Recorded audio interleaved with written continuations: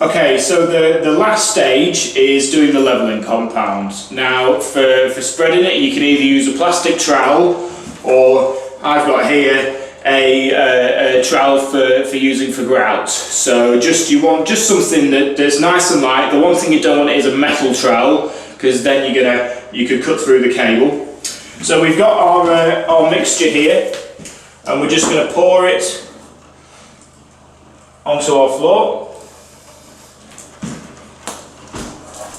And we're just going to spread this out, just nice and gently. Now, the levelling compound that you want to use a flexible levelling compound.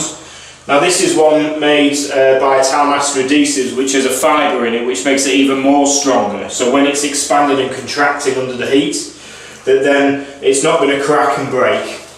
So you just want to spread it out nice and gently. Now you can do this in different thicknesses depending on how much you want to raise your floor by. We're just going to do a 3mm because the sole purpose of this is to protect the cable. So once this is dry, your tiler can come along and he can walk on it, he can lay his tiles on it, and you're not going to damage your cable.